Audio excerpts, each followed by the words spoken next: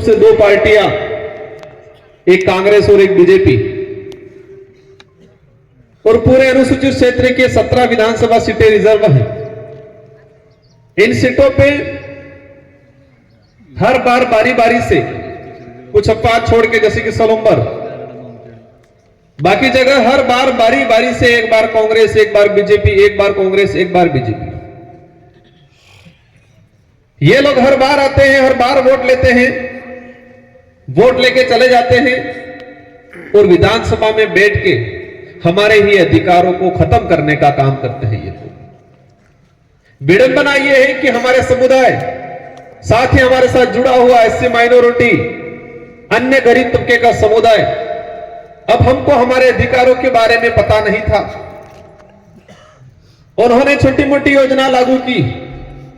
अब योजना पे बात आते ही लोग कहते हैं राजकुमार तो योजना का विरोध करता है। पेंशन दे रही है, हमें जरूरत है हमारे बुजुर्गों को। छात्रवृत्ति हमारा अधिकार है।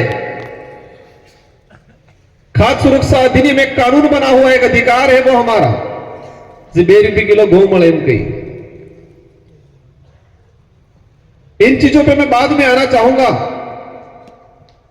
लेकिन ये जो योजना है इसमें कई योजना हमारा अधिकार है, हमारा राइट्स है, और वो हमारे टैक्स से पैसा कलेक्ट होके जाता है और उस पैसे से खरीद के हमको दिया जाता है।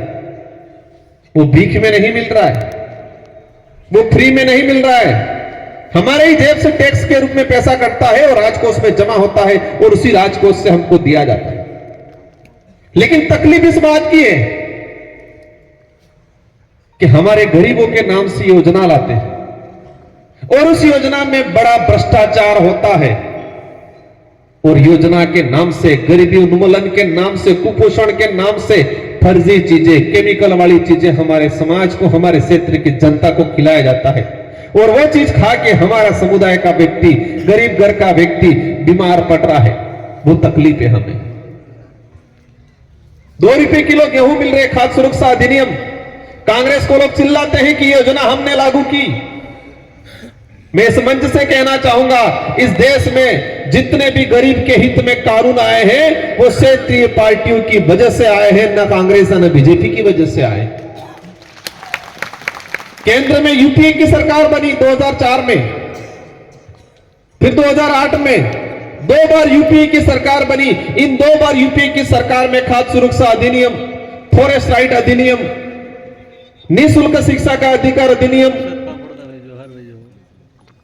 सूचना का अधिकार अधिनियम, जितने जो अच्छे कानून आए इस देश के हित के लिए, आम गरीब के हित के लिए, वो सारे के सारे कानून क्षेत्रीय पार्टियों ने प्रपोजल दिया था सोनिया गांधी जी को, मनमोहन जी को, कि अगर देश में खाद्य सुरक्षा अधिनियम लागू करोगे तो हम आपको समर्थन देंगे। अगर उस समय, तत्कालीन समय में कांग्रेस फुल फ्रेश होती, अगर छोटी पार्टियों का सहयोग नहीं होता, तो इस देश में खाद्य सुरक्षा अधिनियम 2 रुपये किलो योजना लागू नहीं हुई होती आज भी। लेकिन आज लागू है। वो क्षेत्रीय पार्टी, अपनी जैसी छोटी पार्टियां, नॉर्थ ईस्ट की, साउथ की पार्टियां थी, उन पार्टियों ने प्रपोजल दिया कि हम 17-18 पार्टियों ने मिलकर सरकार बनाई थी उस समय। अगर सिंगल कांग्रेस अकेली होती तो क्या यह कानून आता? क्या रोजगार गारंटी आती? क्या खाद्य सुरक्षा अधिनियम 2 रुपये किलो गेहूं मिलता? किसकी वजह से मिला? छोटी पार्टियों की वजह से। छोटी पार्टियों में जितनी ताकत होती है, छोटी पार्टियां सामाजिक मूवमेंट से तैयार होती है, और सामाजिक मूवमेंट से जो पार्टियां तैयार होती है वो गरीब के लिए, शोषित के लिए, पिछड़ों के लिए सोचती है हमेशा। इस देश का इतिहास उठा के अगर देखें हम लोग, लेकिन आज दर्द किस बात का है कि 2 रुपए किलो गेहूं दिया जा रहा है, वही राज्य सरकार 26 रुपए में खरीदती है, 27-28 रुपए परिवहन सहित यहां हमको देती है। कटलम खरीदेंगे 25 के 26 रुपए में। तकलीफ इस बात का है कि तुम 26 रुपया इस गेहूं के पीछे खर्चा कर रहे हो, लेकिन यह गेहूं क्वालिटी का नहीं आ रहा है। इस गेहूं केमिकल से पैदा होकर आ रहा है, जिससे हमारे समुदाय के लोग खाने से टीबी पेशेंट हो रहे हैं, कैंसर हो रहा है। वो तकलीफें हमें, अगर उनको खिलाना है, हमारे प्रतापगढ़ मध्य प्रदेश से अच्छा मक्का, अच्छा गेहूं क्वालिटी वाला मिलता है, यहां से खरीदो ना, आप क्यों पंजाब हरियाणा से ही ला रहे हो? इस बात की तकलीफ है, यह सच्चाई है, यह बहुत बड़ा भ्रष्टाचार है, इसके खिलाफ लड़ रहे हैं।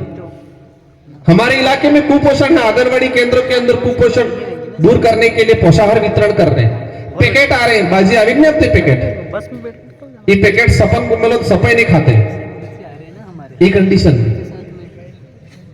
आप पता करना, और उसके नाम से करोड़ों का भ्रष्टाचार हो रहा है। हम हमारे गरीब आदिवासी एससी दलितों के लिए तुम योजना लाते हो, लेकिन उस योजना में करोड़ों का भ्रष्टाचार करते हो। उस भ्रष्टाचार का खुलासा करने की काम भारत आदिवासी पार्टी करेगी और जितेश भाई विधानसभा में जाके करेंगे, ये हमारे साथी अन्य वो करेंगे। तो मैंने बोला था अगर वो नहीं मिले योजना चल जाएगा, हमको अच्छी शिक्षा दे दो, हमको अच्छा स्वास्थ्य सुविधा दे दो, हमको हमारे हक अधिकार दे दो, हमको रिजर्वेशन संवैधानिक प्रावधान में है वो दे दो, ये चाहते हैं हम। और इस देश में धर्म के नाम से जो राजनीति कर रहे हैं, जहर फैला रहे हैं आपस में, उससे दिक्कत है हमें। और आप सबको बताना चाहूंगा मैं, ये हमारा जो मूवमेंट है वो मूवमेंट सिर्फ राजनीतिक करना, सत्ता प्राप्त करना उद्देश्य नहीं है।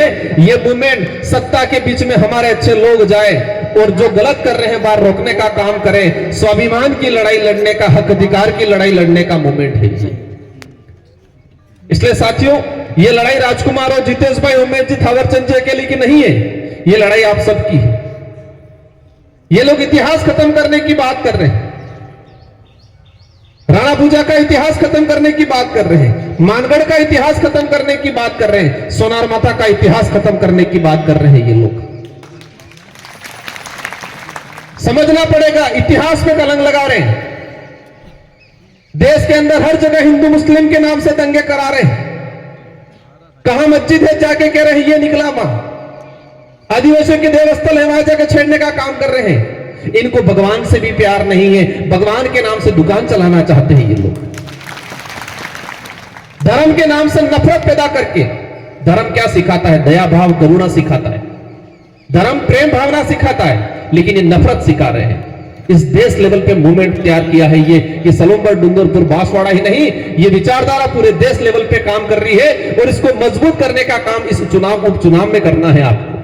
अगर ये साथी और निकल जाएगा, ये विचारधारा मजबूत होगी, ये विचारधारा मजबूत होगी, इस देश का गरीब तबके का व्यक्ति मजबूत होगा, और इस देश का गरीब तबके का व्यक्ति मजबूत होगा तो ये देश मजबूत होगा।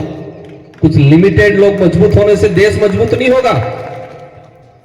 तुम देश के 1-2% लोगों को मजबूत बना रहे हो और फिर कह रहे हो कि हमारा देश इतना ताकतवर बन गया। नहीं, इस देश की 90% जनता आज भी गरीब है। उस गरीब जब तक मजबूत नहीं होगा तब तक ये देश मजबूत नहीं होगा। आज आप सोच रहे होंगे कल हो सकता है बड़े बड़े जब्बे बाजमे वाले आएंगे, कल हेलीकॉप्टर भी आएंगे। क्या आएंगे? हेलीकॉप्टर भी आएंगे। आपके गांवों में गाड़ियां भेजेंगे ये लोग, कहेंगे गाड़ियों में बैठो, साथ में खाने का भी देंगे। जितेश भाई के पास, हमारे पास वो पैसा नहीं। आप जितने पंडाल में आए हो, दिल से आए हो। कैसे आए हो? दिल से आए हो, खुद के खर्चे से आए होंगे। तो याद करना, इतिहास में वही जीतता है जो दिल से लड़ाई लड़ता है। और सलूमर विधानसभा भी दिल से लड़ने वाले भले कम होंगे, उससे फर्क नहीं पड़ता है। इतिहास के कई पन्नों में देखा होगा, एक राजा हुआ करता था, उसके साथ लाखों की संख्या होती थी और दूसरी तरफ हजारों की संख्या होती थी, लेकिन हजारों की संख्या वाले दिल से लड़ते थे तो वो जीतता था, लाखों की संख्या वाला नहीं जीतता था। वही हल्दी घाटी का युद्ध देख सकते हैं हम।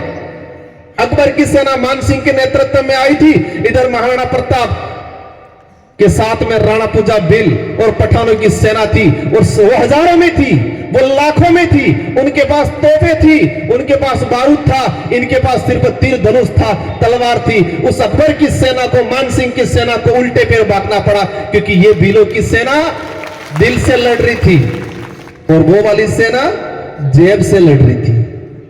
किससे लड़ रही थी? जेब से। क्या ना है? जेब से लड़ रही थी, क्योंकि उनको तनख्वाह मिल रही थी, वो सेना आई थी। इधर वालों को तनख्वाह के दम पे नहीं गए थे, स्वाभिमान के लिए, हक के लिए गए थे। और यही सलूमर विधानसभा में होना है, 84 विधानसभा में होना है। हर हमारे गरीब तबके का व्यक्ति कार्य करता है। लेकिन वो दिल से लड़ रहा है। और कल आएंगे बड़े बड़े जप्पे बाजने वाले, हेलीकॉप्टर वाले, बड़ी बड़ी गाड़ियों वाले, लेकिन वो जेब से लड़ रहे हैं। और जीत होगी दिल वालों की होगी, दिमाग वालों की होगी, जेब वालों की नहीं होगी। इसलिए आप दिमाग में रखना ही मत कि हम कम हैं, हम दुबले पतले हैं, ये दिमाग में मत रखना। हम कम हैं, हम कमजोर हैं, हम दुबले पतले हैं, हमारे पास पैसा नहीं है, ये दिमाग में रखना ही मत।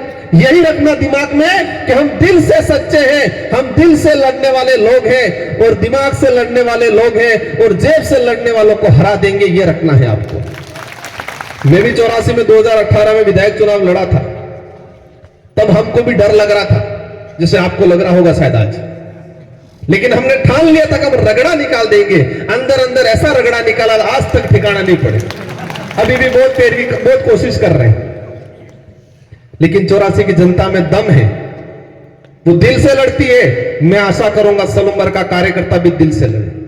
हमारी लड़ाई सत्ता पाने की नहीं है, हमारी लड़ाई हमारा अस्तित्व बचाने की, हमारा स्वाभिमान बचाने की लड़ाई है। इसलिए साथियों, आप सबकी जिम्मेदारी है कि जितेश भाई को लड़ाना, जिताना है। घर घर, परिवार परिवार तक, रिश्तेदारों तक आज से ठान के जाना है कि यहां पर पांडाल में बैठा हुआ एक एक आदमी 1000 वोट दिलाएगा। कितना दिलाएगा? 1000 वोट दिलाएगा। इस पांडाल में बैठा हुआ एक एक आदमी। साथियों, सोच रहे होंगे कई जने 1000 वोट कैसे दिलाएंगे? ये दुनिया सोच पे निर्भर करती। किस पे? सोच पे। अगर कोई ठान ले कि मुझे उस दीवार पे कूद जाना है तो कूद जाएगा, और कोई ये ठानेगा नहीं यार दीवार बड़ी है मैं कैसे कूदूंगा, वो नहीं कूदेगा। आदमी के अंदर क्षमता नहीं है, लेकिन उसने ठान लिया कि मुझे इस दीवार पे कूदना है तो वो कूद जाएगा। लेकिन कोई पाड़ा से वो है, आदमी क्षमता है, लेकिन ये थे कि हम सोचेगा हरते ठेकाएगा, नहीं ठेकेगा। तो ठानना पड़ेगा। लक्ष्य हासिल करना है तो ठानना पड़ेगा, एक जुनून पैदा करना पड़ेगा और सोचना पड़ेगा। और आस्थान के जाना है कि एक एक कार्यकर्ता, हमारी महिला नारी शक्ति सब मिलके 1000 अपने मामा, बुआ, काका, बाबा, हर किसी को कहना है। और मैं अवश्य कहता हूं, कोई लोग कहेंगे सरकार हमारी है, तो भाई सरकार तुम्हारी है तो सलूम्बर जिले का कोई अभी तक जिला मुख्यालय सैंक्शन क्यों नहीं किए? अभी तक जिला लेवल के जो ऑफिस होते हैं सभी डिपार्टमेंट के, उसकी पोस्ट क्रिएट नहीं की, क्यों नहीं की? किया क्या?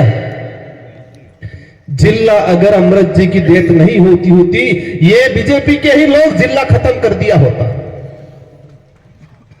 आज जिला खत्म करने की चुनाव का इंतजार कर रहे हैं ये लोग। कई पद, कई डिपार्टमेंट होने चाहिए थे, नहीं कर पाए ये लोग, सिर्फ इंतजार कर रहे हैं चुनाव का। और मैं आपको आश्वस्त देता हूं, सलूम्बर विधानसभा हमारा जितेश भाई जीतेगा और सलूम्बर जिले पे आंच नहीं आने देंगे। धरना लेना पड़ेगा, लड़ना पड़ेगा, लड़ेंगे, लेकिन जिले पे आंच नहीं आने देंगे। बाकी सारे जिले खत्म किए उन्होंने, किए नहीं किए जिले खत्म। यहां पर भी आज अमृत जी का हुआ, सबको दुख है क्या? परिवार अकेलों को दुख है क्या? पूरे विधानसभा के लोगों को दुख है क्योंकि सबने वोट दिया होगा।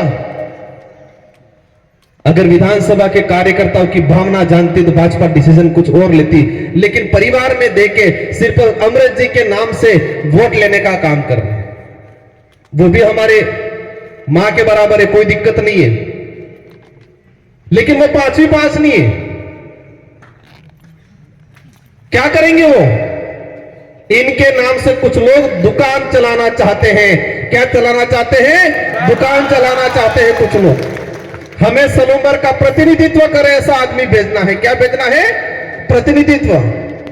वो उम्मीदवार भी हमारे कोई दिक्कत नहीं, मान सम्मान करते हैं, उनके प्रति हमारी भी सहमति है, लेकिन सलूम्बर का प्रतिनिधित्व भेजना है। सलूम्बर में संख्या होगी 3-3.5 लाख की जनता होगी, उस जनता का प्रतिनिधित्व भेजना है, पढ़ा लिखा भेजना है, मजबूत भेजना है। और मजबूत आप देख सकते हो कांग्रेस का है, बीजेपी का है, आप देख सकते हो, या भारत आदिवासी पार्टी का है। भारत आदिवासी पार्टी का ही आपका मजबूत प्रतिनिधित्व है और मुझे उम्मीद है ये आदमी करेगा, और नहीं करेगा तो अपने हेत लाकड़ो लेन वहां रंगा नहीं रंगा। तब चिंता करो नहीं, ठीक है, जितना हो सके इतना, भले शरीर कम था, ये 5 साल में कोई फर्क नहीं पड़ता है, लेकिन दौड़ावांगा हर चीज, हर काम बल्ले। और मैं आपको आश्वस्त करता हूं ये भाई आपके लिए लड़ेगा। कोई भी छोटा मोटा मनमुटाव हो, सब निकाल के आप सबको इसके लिए आज से लग जाना है। 13 तारीख के दिन एक तरफा एक ही माहौल बनना चाहिए। भारत आदिवासी पार्टी और इस पंडाल में विराजमान सारे समुदाय के साथी मिलके जिताना है। कोई भी बात होगी आप निश्चित रहना, किसी के बहकाव में मत आना। ये लोग झूठा झूठा अफवाह फैलाएंगे, माहौल बनाएंगे, किसी के बहकाव में नहीं आना है। एक तरफा भारत आदिवासी पार्टी को जिताना है। इन्हीं शब्दों के साथ आप सबको धन्यवाद, आभार, जय जोहार, जय भारत, जय भीम, जय संविधान। बहुत बहुत धन्यवाद सांसद साहब।